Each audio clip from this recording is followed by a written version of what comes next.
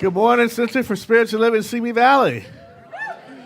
I just had that experience. I was watching some YouTube thing of some convention thing, and some politician was like, yeah, they're pointing at people out in the audience and they're walking out, hey, they don't see anybody. But that just happened. It does happen. I just saw Jackie there, and I said, hey to you. And then I say, Alberto, I guess that's what happens when they're walking up going, hey, oh, oh.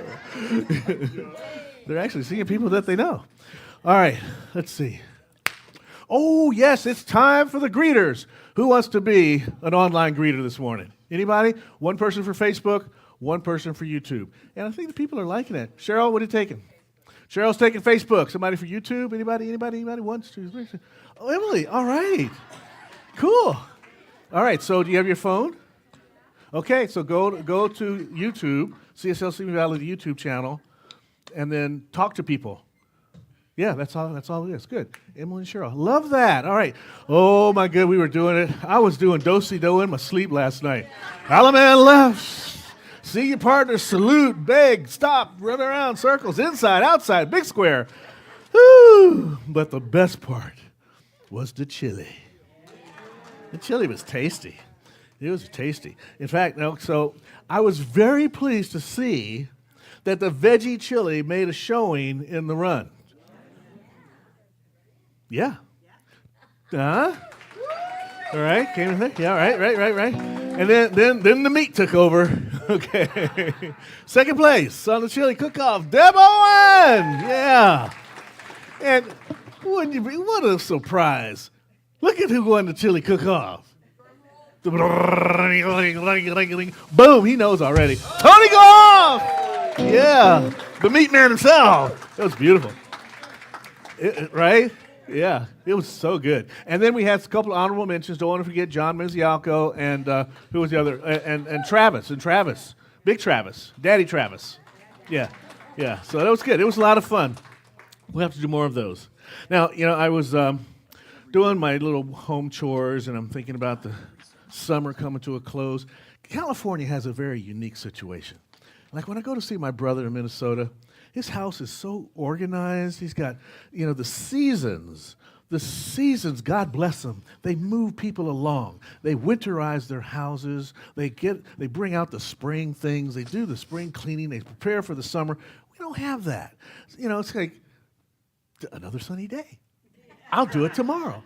So I'm going through my own list of the things that I was going to do over the summer that I have not done.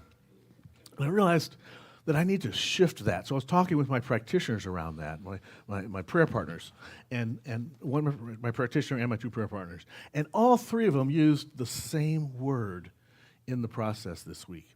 And it was, Stephen, you got to just take a pivot in your consciousness around what you're doing, see? You got to think differently. You're thinking about how hard it is to do these things. You're thinking about the opposite of moving forward. You're affirming the opposite. You're not affirming the good.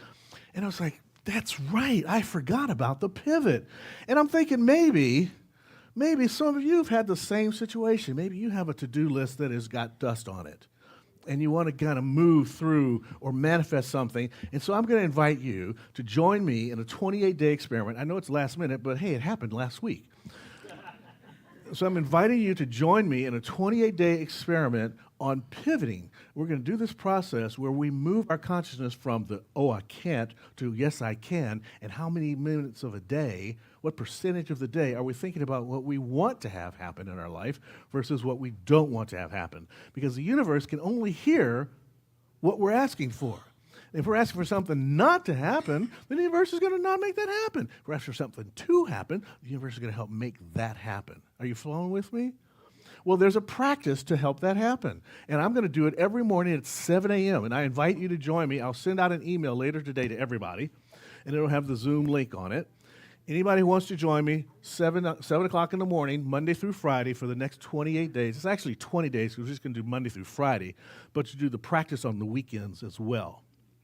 Okay, we'll explain all of that tomorrow, but join me in the morning, and we'll be on, 15 minutes, maybe 20 minutes. It's not that long, but it's a way for us to do a communal, collective spiritual practice, and your day, really, I guarantee you, if you start your day with a regular spiritual practice, it'll be a better day than any day you've had where you just get up in the morning, drink coffee, and get out the door. It's much better than waking up and just doom scrolling through your phone. So join me tomorrow morning. Be on the lookout this evening. It'll probably come late because there's a retirement party for a rabbi who's leaving the Simi Valley. I'm going to that. So it'll be after that. So it'll be late. It'll be in your mailbox by maybe 8:30 or so. And join me tomorrow, okay? Think about it. And it's for 20 days. You can do it anytime. Join anytime. 28-day experiment in shifting consciousness. Pivoting on cue, we're calling it. Us? Huh? You 7 o'clock in the morning, yeah, you can keep your camera off. I'm not, I'm not going to, look, if I wasn't hosting it, my camera would be off. Trust me, It'll definitely be this shot up. It's going to be the newsman shot, right? I'm going to be in my shorts, right, absolutely. Okay, then the other thing is it's time again, as I said, summer's coming to a close, back to school time. It's time for foundations class. Now, some of you, because I just know your consciousness, I let some of you into some advanced classes we had before you took foundations class, Candy. So I'm looking for you to sign up to complete your commitment. If you've taken a class but you have not yet taken foundations, please sign up for this foundations class. And if you've been around for a while but you just want to get kind of pick it up again, sign up for the class, and you can talk to me about a special arrangement if you're just going to come and audit the class. And if you're new for the class, it's the $345. That's the tuition. It's again on Tuesdays. It's 2 sessions. That would be 4 sessions, or peace, y'all. It's peace, y'all. 2 sessions. One at 10 o'clock in the morning, and another one at 7 o'clock at night. So for those of you that don't like to drive at night, come to the morning session. And those of you who like the evening time for got to work all day or something, come to the evening session. We're starting on August 26th, okay?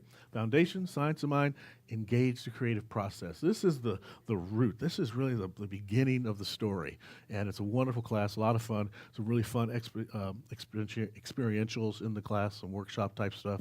You'll have a good time for sure.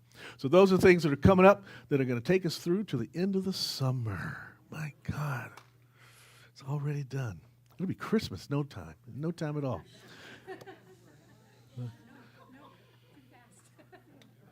Everybody, shh. Okay, just chill. It's okay.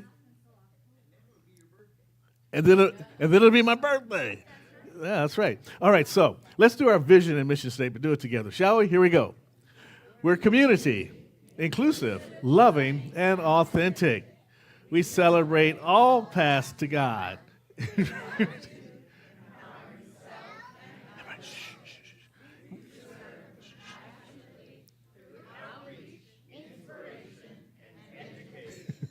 That's who we are. That's why we're here.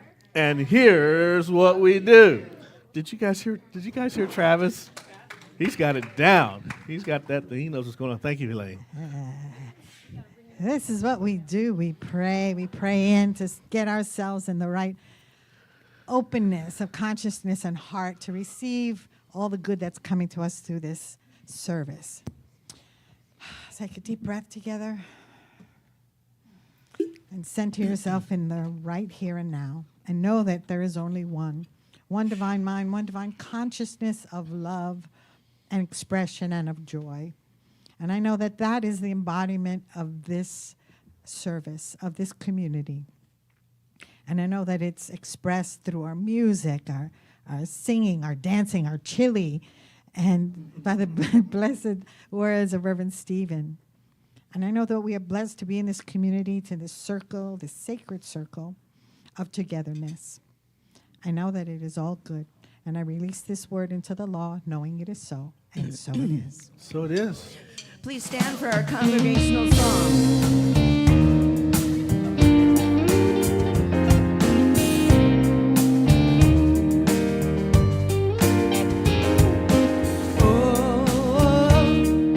Spirit of God is upon me.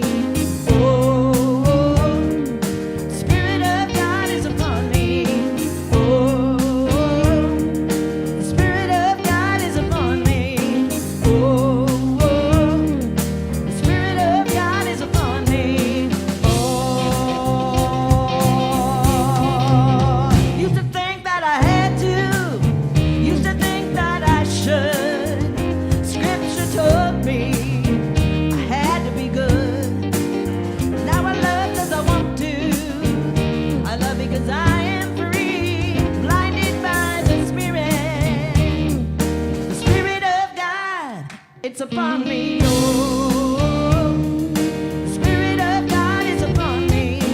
Oh, the Spirit of God is upon me. Oh, the Spirit of God is upon me. Oh, the Spirit of God is upon me. Oh, don't need anybody, don't need any law. Wanna sing with all my heart. God is all in all. Let go of my burden. Loving God has made me free. Blinded by the Spirit. Ooh, Spirit of God, it's upon me. Oh, oh. Spirit of God is upon me. Oh, the Spirit of God is upon me. Oh, the Spirit of God is upon me. Oh, the Spirit of God is upon me. Oh.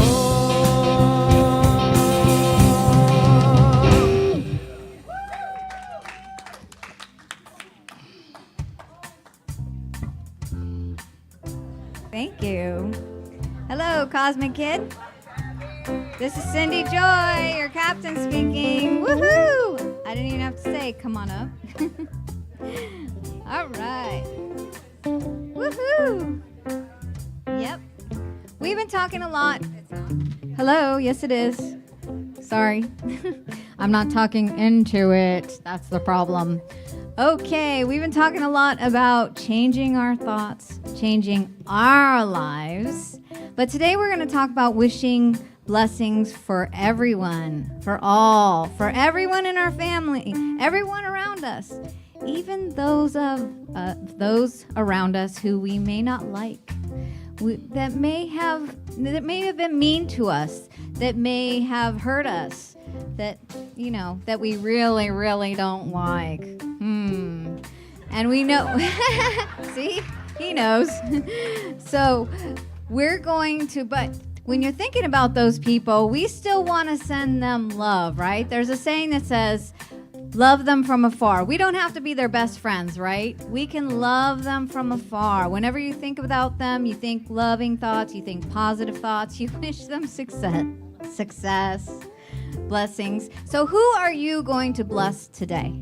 And what does a blessing look like? What does a blessing look like, Travi? Music.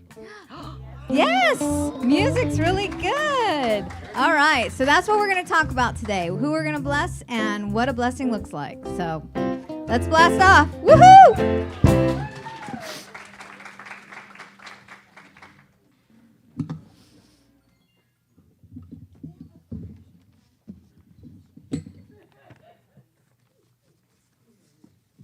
So now is the time for us to share our affirmation for the day, and I will say it first, and then we'll all repeat it together. The words I consciously choose describe the divine emanation of spirit that is me. Together. The words I consciously choose describe the divine emanation of spirit that is me. So the theme for the month seems to be something about words, and usually I would look for something about words. But instead, I thought what better to show the power of words than a powerful poem. And that depicts, instead of talking about the words, it's being in the poem itself. So of course my guy, Mark Nepo, I had to pick a poem by him, and it's called For a Long Time. For a long time, I had this idea, and imagining it and building it brought me alive.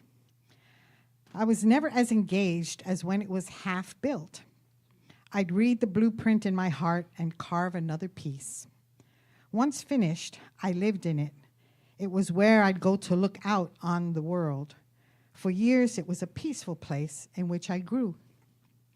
I thought it was my nest, but slowly, I grew so big that I couldn't get out of my idea. It became a cage. I panicked and railed at what I had made, afraid to give up any of my growth. Trapped and exhausted, I sat in the middle of all I had built and began to listen to the rhythm of things that never die. In time, I grew smaller and smaller till I was thin as the breath of life. Only then could I slip through the bars of my idea. Like a quiet breeze, I returned to the world. And so it is. So it is. This morning we have our dear friend Alberto Del Pino.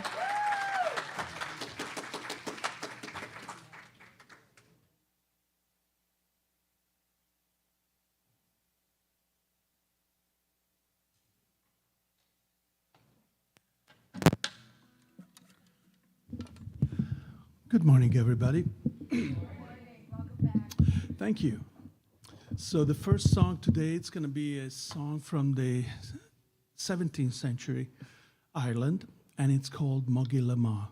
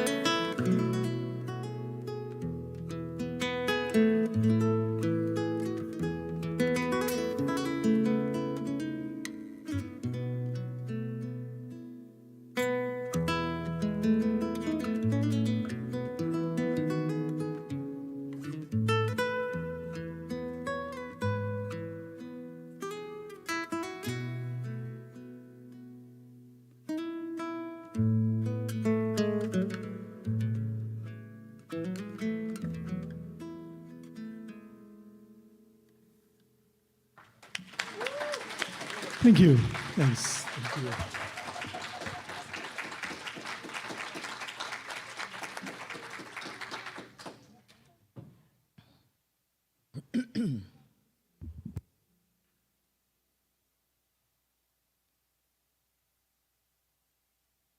Now is the time for our gap meditation, which is opening to the God awareness place, the space between your thoughts, where if you sit in that stillness of that space, you can be in contact with the divinity within you.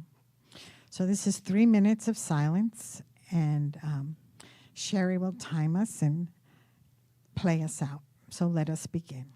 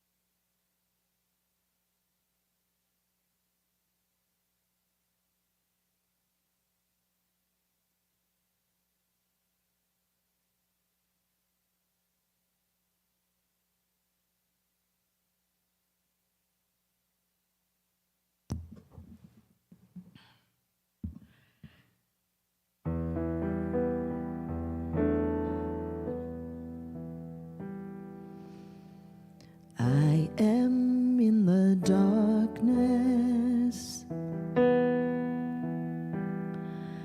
I am in the light.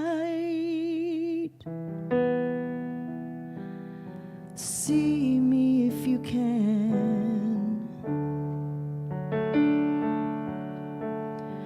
Everywhere I am. Thank you, Cherie. We invite you to develop your own meditation practice at home, and there are many kinds. There's silent meditation, there's guided meditation, there's mantras. I like to listen sometimes to binaural beat meditations, whatever works for you to get you into that center of yourself and that peace. And we invite you to also join us here Wednesdays at 5, Thursdays at 7, or before service on Sunday at 10. I'll look forward to seeing you there. Thank you. Alberto, come on back up.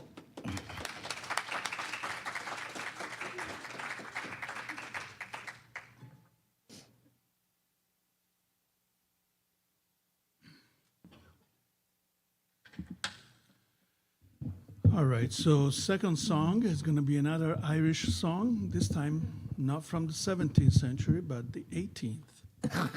And it's called Ned of the Hill.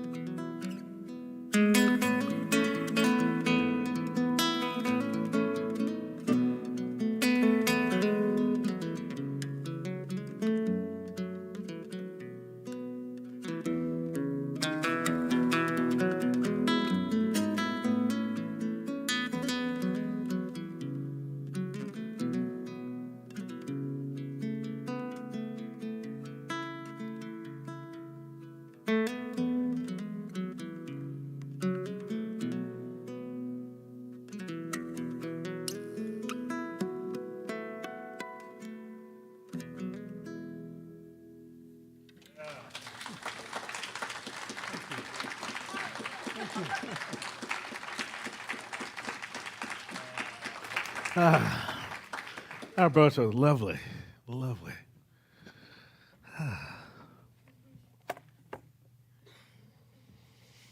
Elaine, you hit it right out of the ballpark. Your poem was fantastic. This thing called word search or search word, which I really like the way that plays out both ways. That's lovely. When I saw the title of the talk is word search, but then I saw search word, and that's really part of it. It's in our own minds. How are we searching the glossary of our own minds for the words that describe who we are, what we believe, how we live our lives? And sometimes we have these ideas that we build to be our lives, and then those ideas, after a while, become like these prisons that are holding us in place as experience and something internal, that gap relationship that we have where that inner witness begins to speak to us, and suddenly we become somewhat in discord or in dissonance with who we are and who we think we should be. And I think a lot of times this journey inside the mind is particularly challenging because we're asked to think about who we are. We're asked to live that way and to explore it on a regular basis. And then the brain gets in the middle of the action. I love the Stan Tatkin, who's about does a lot of work on relationships. And he says we have these things we have these two areas in our brain. We have the ambassadors and we have the primitives. The primitives, they're attached to the amygdala. They're just like, step on my foot, get you back. You know, it's the reptilian brain, the one that just goes, this is the way it's going to be, and this is what I'm going to say it's going to do. It's very directive. It knows exactly. It's rational. It's quick. It's effortless. It responds to emotion. The emotion happens, and emotion takes place as a result of it. These two distinct thinking systems within us. Then we have the ambassadors connected to the hippocampus, the one that's sitting back going, hey, I know he just stepped on her toe, but perhaps he was in a hurry and didn't see it. Maybe you should extend some compassion to him before you reach out and hit the person first, you know? It's rational, a little more deliberate. But then self-talk shows up, all those other messages that we get into our world, and all this has happened over time. You know, this brain that we have has evolved over time from the limbic brain to the reptilian brain to the civilized brain, the prefrontal cortex. Thank you. Thank you for saving me from my primitive, because I was about to have a meltdown. But all that's happened over time. But you can see that sometimes evolution continues to need to work. There's some kinks that need to be worked out of this brain. We continue to grow. And so my talk is really to challenge us to continue to grow, to challenge us to look and search for the proper words to describe who we are in our own lives. Because we know that words are thoughts, thoughts and words, and thoughts are things. So all that stuff, you know, the Word was with God, and the Word was God. The Word is that creative thing that takes place for us, you know. Now, we always hear about consciousness. Consciousness is like the star. It gets the rock star parking. It's all about how you think. But it gets all the attention, but there is something underneath, that primitive that's underneath. That's really, the conscious mind is actually sometimes a slave to what's happening beneath. So it takes some internal representation, it takes some internal introspection to get past that, right? Been reading Irving Seal lately, and he's got this wonderful book, Diagrams for Life. No, that's not the one. Anyway, he writes a lot about the parables of Jesus. And he's talking about the parable of the sower. You know the story, where if I throw the seed and it falls on stony ground, it will not take root. And if I throw the seed and it falls into thorns, it will grow, but it will grow amongst weeds. If I throw the seed out and it lands on fertile ground, then it'll grow strong. And sometimes our words and our thoughts are working that way. Like I like to think of my negative thought, that is throwing, or my biases, my prejudices, those primitive thoughts that are happening, those are going out on stony ground. They don't have very deep roots, and that's good. They seem like they have deep roots because they happen so responsively, so reactively, but the conscious mind can help us unroot that, you see. Then we have our opinions and our judgments and the things that we take off of other people's ideas, and we start to not discern. We talked about that at the chili cook-off. We weren't judging, we were discerning what was the better chili.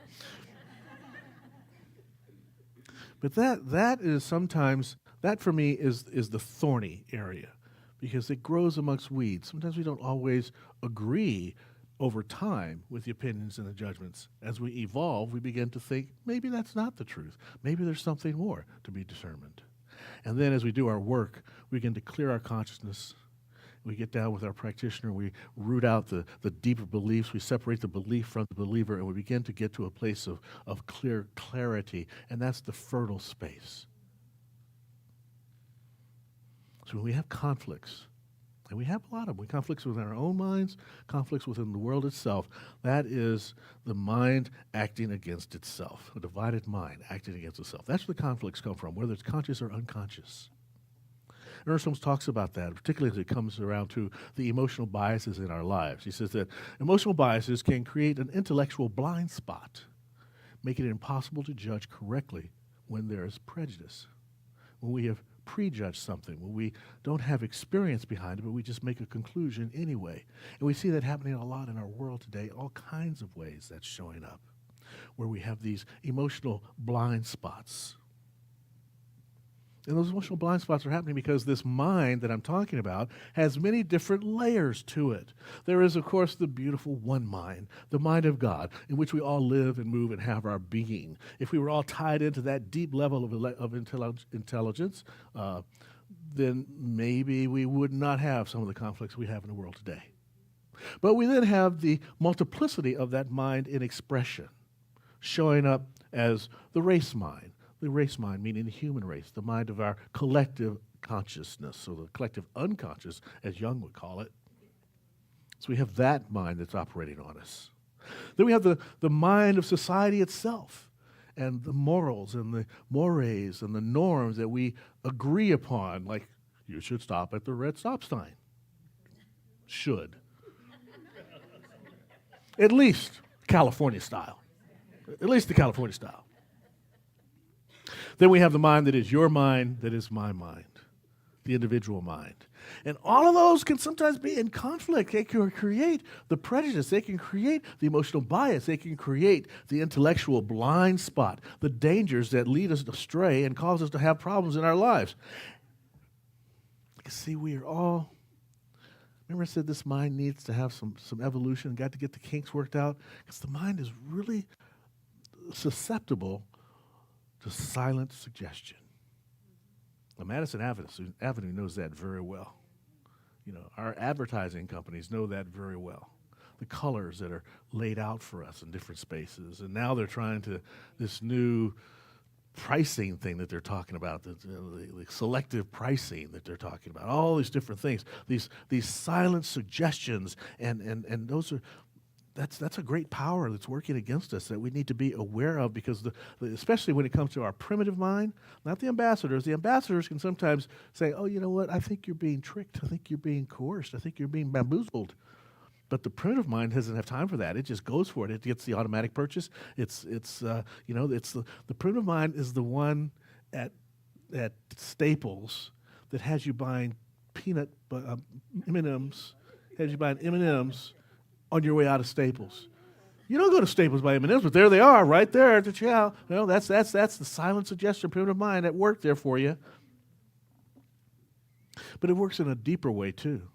It works in siloing us so that we go for confirmation bias because it makes us feel comfortable to have our ideas confirmed. You see, these silent suggestions say, stay safe, stay with me. It's okay over here. Don't go over there. That's where the danger is. But is it? And then comes the hero, curiosity to the rescue.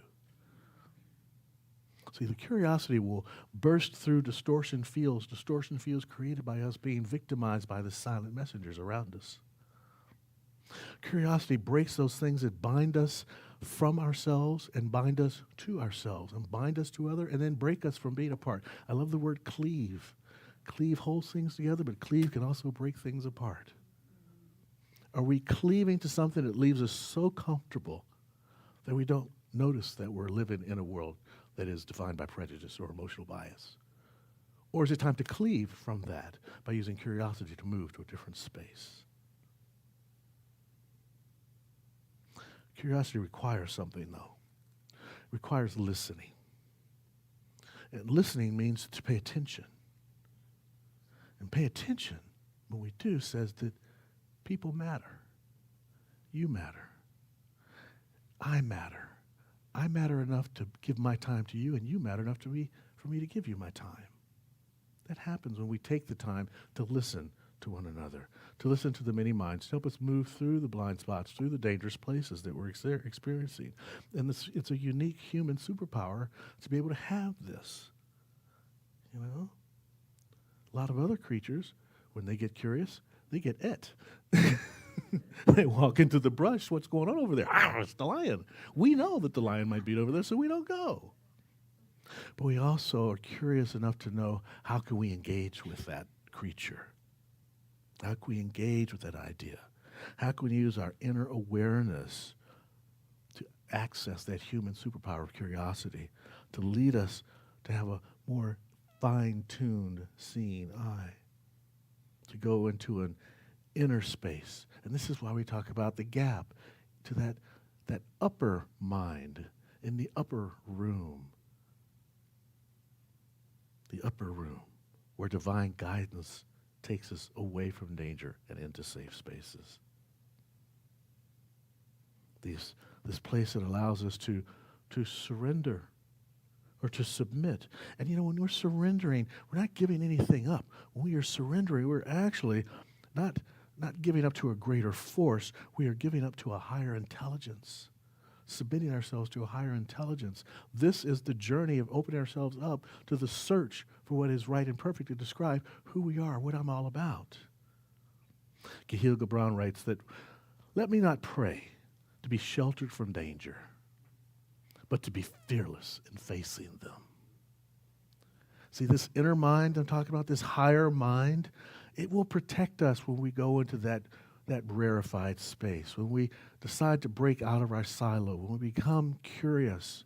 It doesn't mean you're going to lose anything, but you're going to gain something. You're going to gain a higher intelligence from which to work from. You don't even have to change. You just need to open up to something more. Be fearless in facing that. Unsheltering the danger and facing the fears is not an easy thing to do.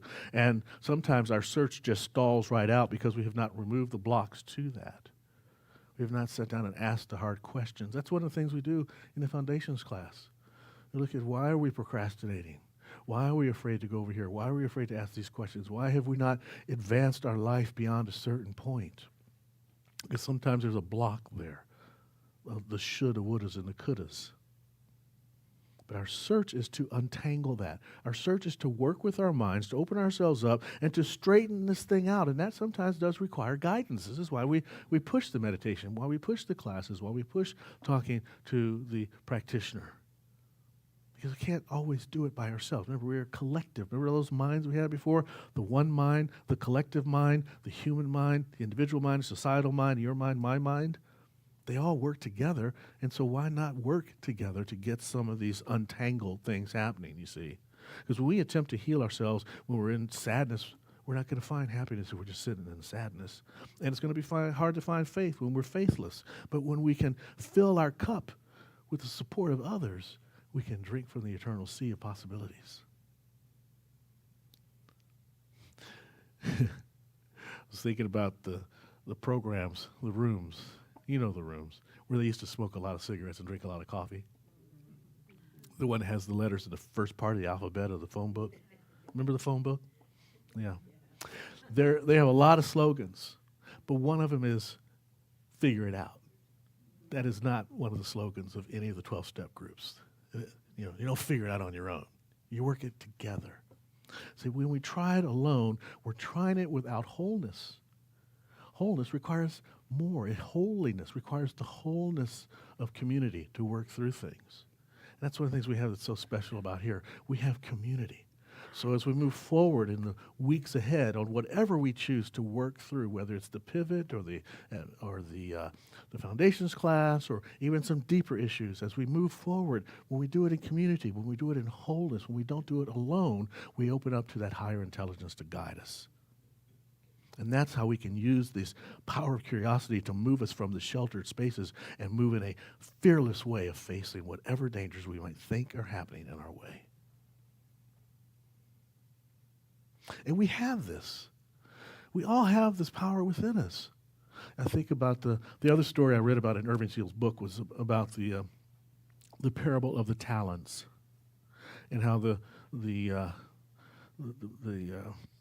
businessman, the rich man, he was going away and he had these people that worked for him, and the story, he gave one of them 5 talents or 10 talents, gave one of them 5 and gave another one 2, and then he took off. When he came back, the one had doubled his, he doubled his, he went in and the other one had doubled his as well, and the third guy just buried his. He says, I know this guy worked hard for his money, and I don't want to waste it. When he came back, the man was saying, well, what did you do? And he says, well, I took the 5 and the 10 and 5 and turned it into 10. I took the 10, whoa.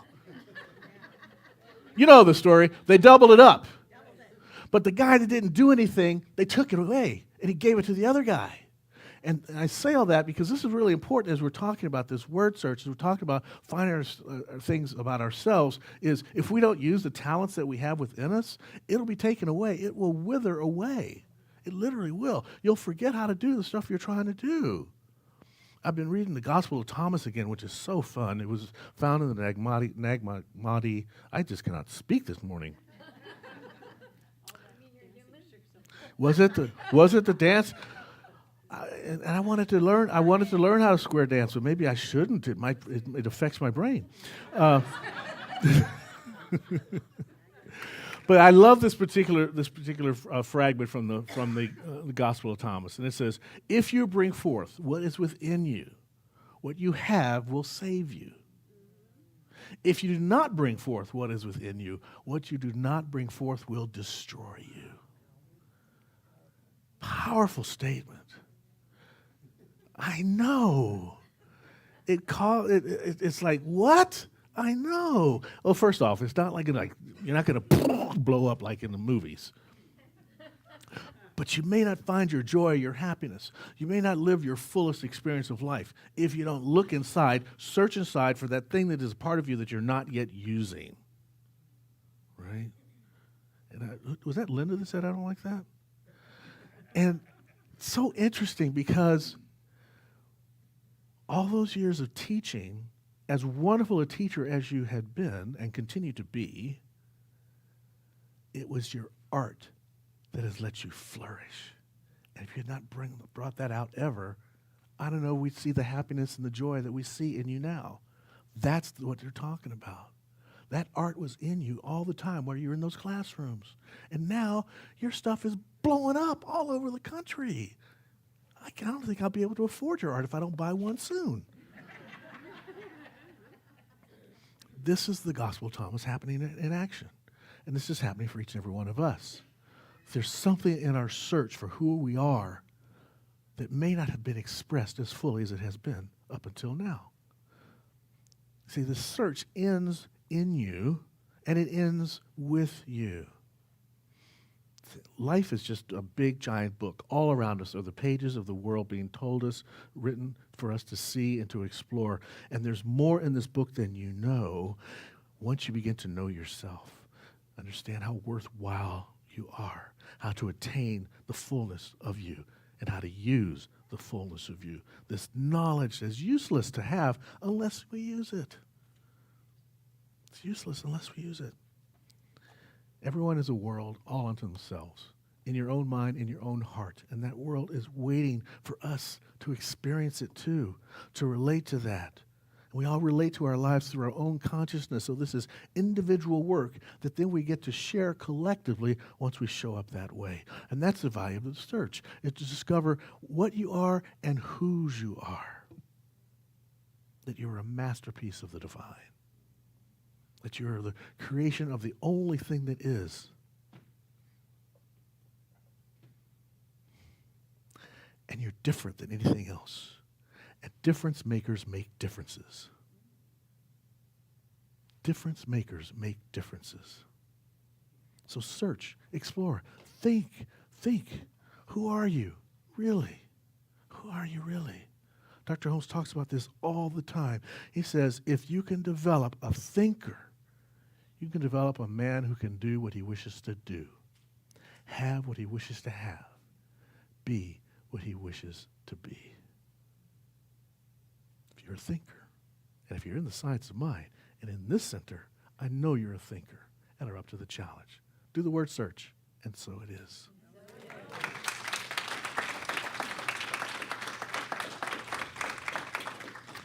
So here we are. Ready? Okay, let me read it first so that my mouth works. Okay, here we go. I'm ready. The words I consciously choose describe the divine emanation of spirit that is me. That is you, right here and now. Let's do our revealing prayer. I see an electric guitar. Are you going to play an electric guitar today?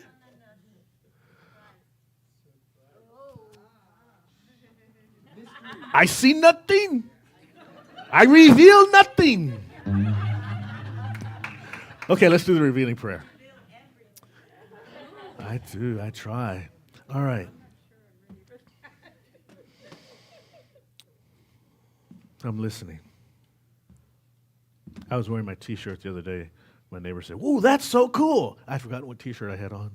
It said "Silent Listen," same letters. Yeah, remember that? We did that. Okay, so I'm going to listen for a minute and get silent.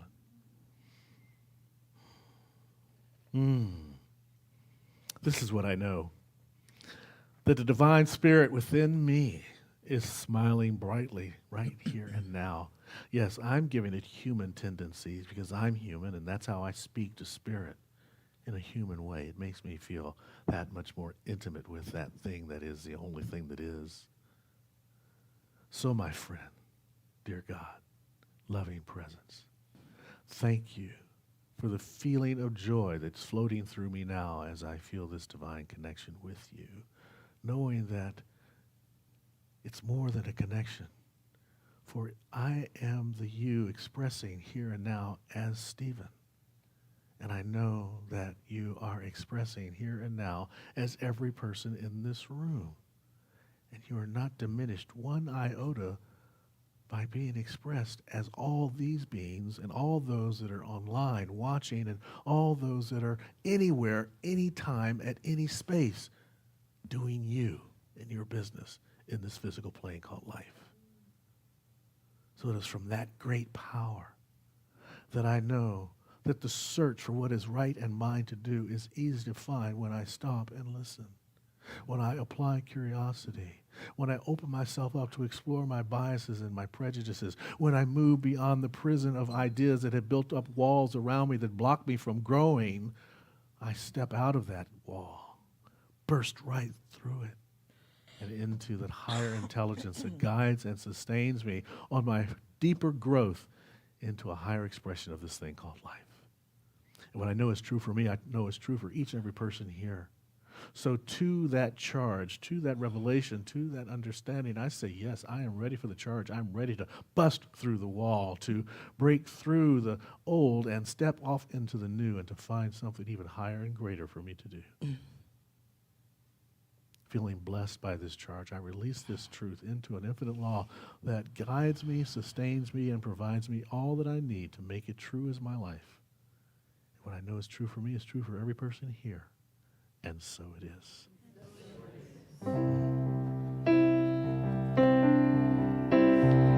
I am light. I am light. I am light. I am light. I am divinity defined. I am God on the inside. I am a star, a piece of it all. I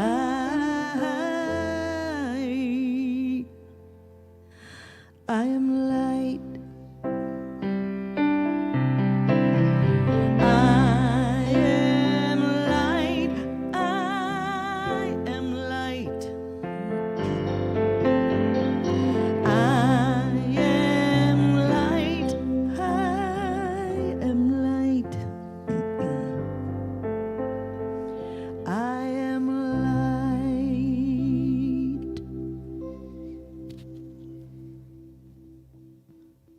Thank you, Cherie.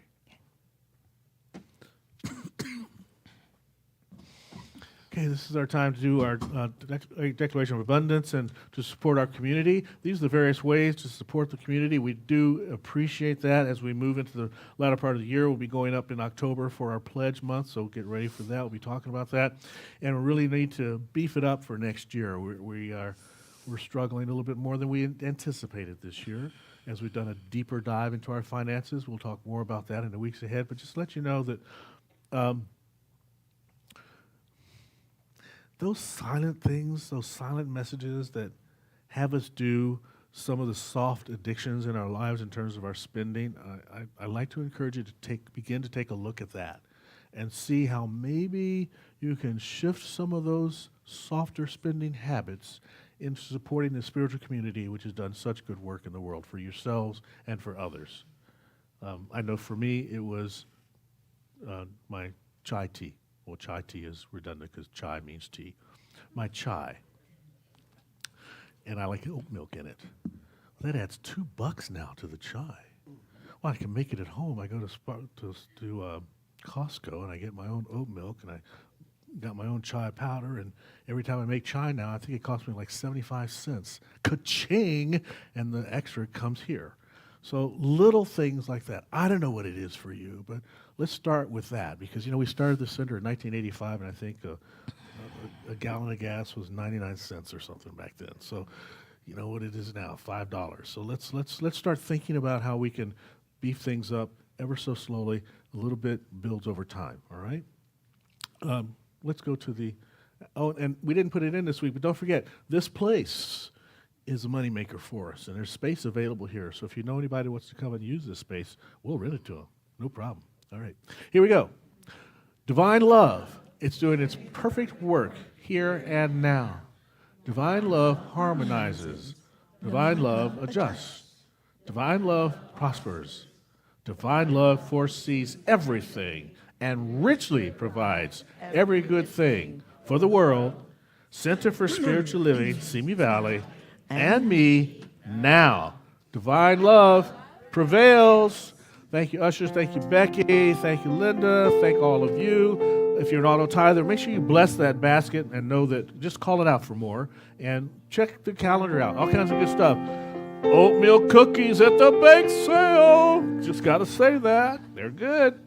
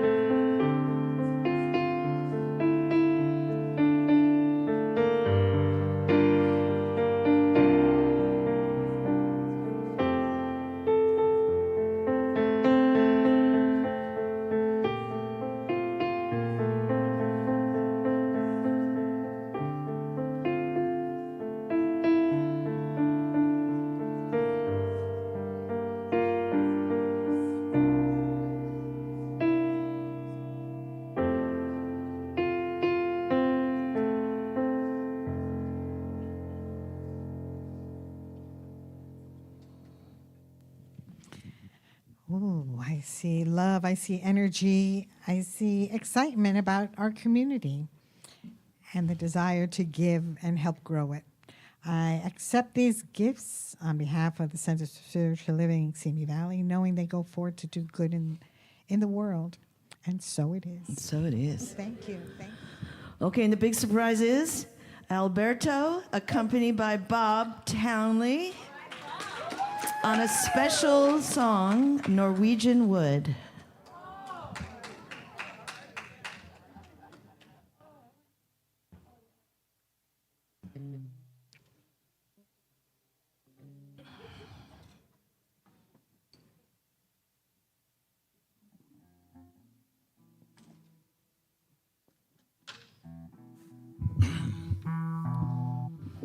So yeah, Norwegian Wood, and my good friend Bob is going to accompany me.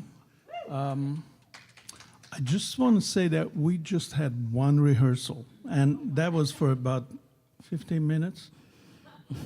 So bear with me.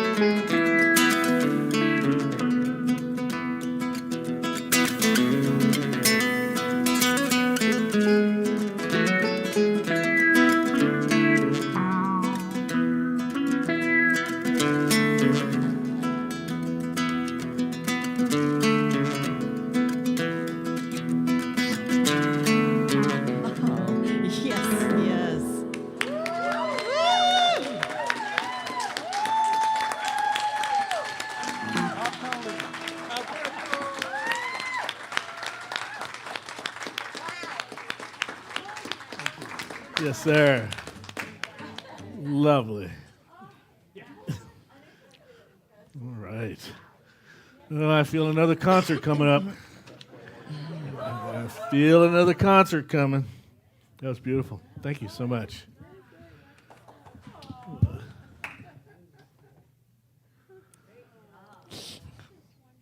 Yeah. We got us one talented band, that is for sure. Oh, so Ron, thank you so much for leading our service team today. Where'd he go? He's out there. There he is, right there. Okay. And Becky and Linda are on support with that. Ron on the signs. Glenn is also helping out with the stage, and maybe he'll bring the signs in. I don't know. You can ask him later. He might. Gregory, thank you so much for up there in the booth doing your thing. I don't know if you guys...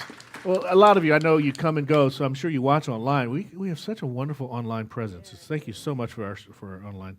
John, wonderful. Not just a chili maker, a slide maker too. That's wonderful. Appreciate that.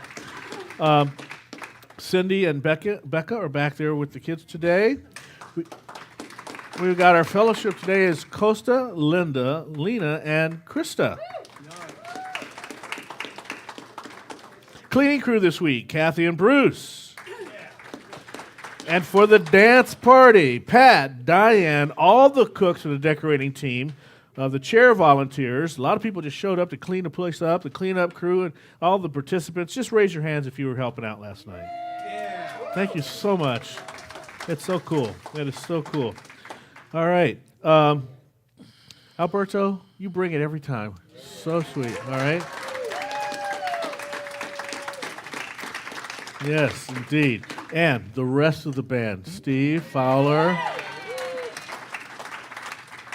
Bob Townley's putting down the bass, picking up the lead. Randy Jones. Thank you, Randy. And our leader of the band, Cherie Deeds, bringing it down, our music director. We got the best music director. I tell you what, that is so good. All right, there's some things that are coming up. Now, how about this? Open mic night. I see Alexander. You're here. So Alexander Devine, stand up, Alexander. There you go. He did some research, because he likes to do this open mic stuff, and he discovered that the closest open mic is somewhere in the West Valley. There's nothing in Thousand Oaks, Simi Valley, Moore Park, Camarillo. You got to go all the way to Oxnard or Ventura. Pretty much Oxnard or Ventura for an open mic night. So he's going to lead this, Alexander with Dorothy. They're going to co-host it. The first one is going to be on Friday the 22nd. All right. And it's for anything: music, poetry, storytelling, comedy. So bring your friends. Come on out. I was at Town Hall for the Michael Robinson event. Nancy went with me, and we invited all of them, and they were very excited to come because one of the ways we help bridge gaps between people is through our storytelling. If any of you that remember the book we read, Anatomy of Peace, maybe 8 or 9 years ago, that was out of the storytelling of two different sides coming together and finding peace through telling their stories. So this is a very wonderful thing we do just for us, but also for the community in large, is we can bring people together for story night. So make sure you're coming out and participate in that. And then, of course, the other thing we're doing is a more inclusive thing for folks that are unhoused. We continue with our compassionate care kits. You see stuff is showing up there. So the list is out there of what you need to bring. Someone asked about ordering things and having it sent to the center. If you can just order it and send it to your own home and bring it to the center, that's great. If you have a challenge and you don't want to, maybe you want to order too much, and you don't want to bring it, have it come to your home, talk to Darlene and she'll make arrangements for you on how to have it delivered so that we can partake in that. So let's fill these baskets up, and we want to empty the boxes and fill them again, and empty our boxes and fill them again, so we can have as many care kits as possible, because unfortunately our unhoused community in Simi Valley and surrounding areas is growing, not shrinking, and so their need is growing. And since we are a growing community, let's participate in that and help that problem be ameliorated to some degree as we can, all right? And I think I have one more, and that's right, the drum circle. Coming up next Friday. Come on out for the drum circle. Hear Burl. It's more than drumming. It's a spiritual experience. Burl brings it, and when you're there and you're doing the drumming, and it's so organic, and you're just playing, and all of a sudden, it's like the voice comes in and everybody stops playing. And they go to this meditative space. And then Burl will give us another beat, and it starts up again. And it ends all on its own. Then there's a meditative space. And sometimes there's enough time for 3 of those sessions, which is really fun. So come on out for next Friday for Drum Circle. It's over in the classroom. We like to get it to be so big that it has to be in the sanctuary. That would be that's the intention there. All right? Okay, so Elaine, can you come on up?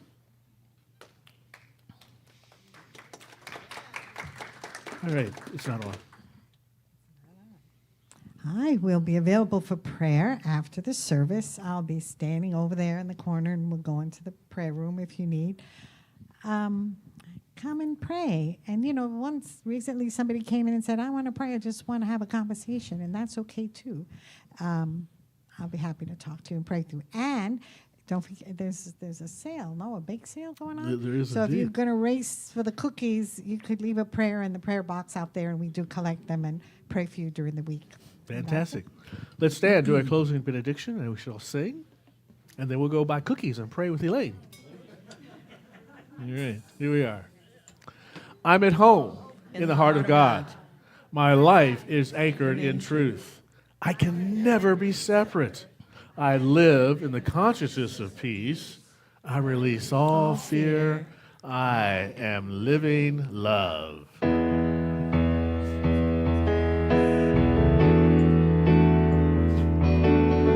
Eddie Watkins.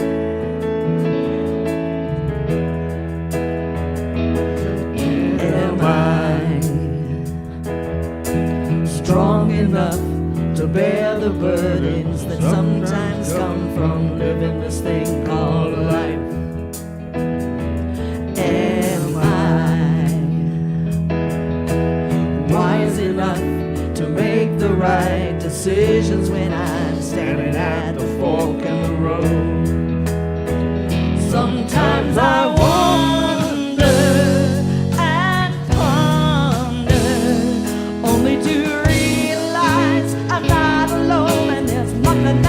can do on my own, because I am the place where God lives, moves and breathes and has its meaning. I am the place where God shows up. I am the place where God lives, moves and breathes and has its meaning. I am the place where God shows up. Will I